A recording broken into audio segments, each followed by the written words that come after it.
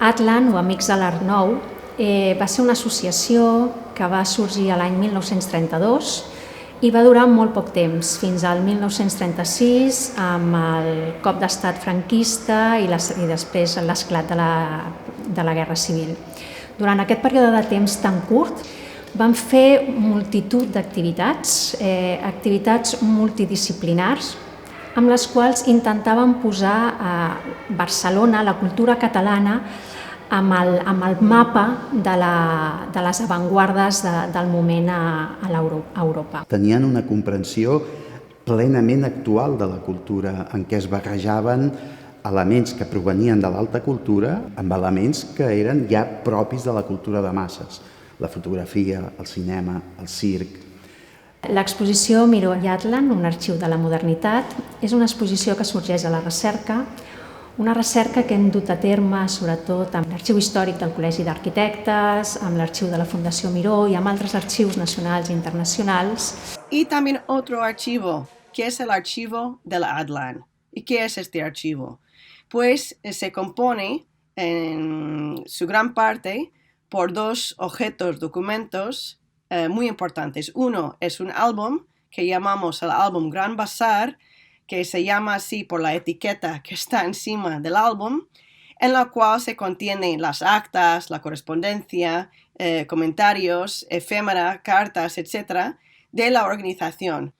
Otro de los documentos que tenemos de este archivo es una carpeta, un cuaderno de recortes de prensa. Cuando hablamos de estos objetos, es también muy importante tener en cuenta un personaje que resultó muy importante para nosotros al montar esta exposición, que fue la secretaria y tesorera del grupo, que se llamaba Adelita Lobo. En las manos de Adelita vemos reunido en estos objetos toda la documentación que podemos usar para reconstruir el rol de Miró en el centro de Atlan. Esta figura de mujer en el centro de la historia del arte moderno és una lecció muy importante que resaltamos en esta exposició. Aquesta exposició recupera un moment especialment brillant, aquest és un primer punt interessant, de l'obra de Miró. I aquest moment coincideix en la República Catalana. I això jo crec que és un punt determinant en el gruix d'aquesta exposició.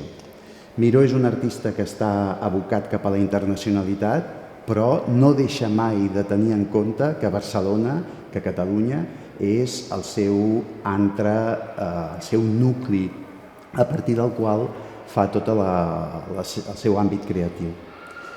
En aquest sentit, Atlan, els Amics de l'Art Nou, prenen a Joan Miró com un far, com un mediador, que ara en diríem. Miró, per exemple, va actuar no només com a artista, va actuar com a agent, com a mediador cultural, com a propiciador de tota una sèrie d'activitats, de tota una connexió entre artistes internacionals, entre diferents ciutats, entre diferents llenguatges artístics, i tot ho va aconseguir aquí, a la ciutat de Barcelona. Aquest treball de recerca ens ha permès documentar com van incorporar, a més, tota una sèrie d'espais nous en el que era el circuit de la cultura de la ciutat de Barcelona. Així trobem que no només van fer activitats a galeries d'art, com podria ser la Galeria Cires, les Galeries Catalònia, sinó que van incorporar des de locals comercials, com podria ser la Joieria Roca, fira de mostres, activitats a cases, a domicilis particulars de socis d'Atlan. Perquè una altra de les particularitats d'Atlan és que la majoria d'activitats eren privades, eren activitats única i exclusivament dedicades als socis d'Atlan. Joan Miró utilitza l'estructura d'Atlan per organitzar 5 exposicions de la seva obra. 5 exposicions que es fan a Barcelona, que permetien que la gent que tenia accés a la premsa, Foix, Gas, Sindreu, comencessin a parlar de totes aquestes obres que havien pogut veure a la Barcelona republicana i que aquestes obres després marxaven cap a alguns dels grans centres internacionals d'art.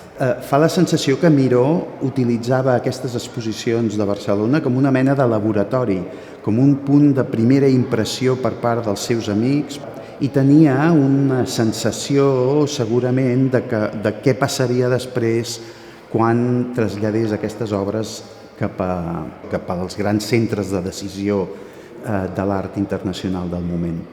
Cal tenir en compte que aquest moment en què Joan Miró col·labora i lidera d'alguna manera el camí cap a la modernitat de la cultura catalana no es pot entendre sense el moment polític, la República, i sense aquesta coincidència gairebé màgica que es produeix en l'àmbit de l'arquitectura i en l'àmbit de la cultura en general. No és gratuït que el contacte de Joan Miró amb Sert, amb Gasch, amb Adelita Lobo, amb tota aquesta generació, no acabés en els anys de la República, sinó que es perllonga molt més enllà fins a la inauguració d'on som ara, no? D'aquesta casa.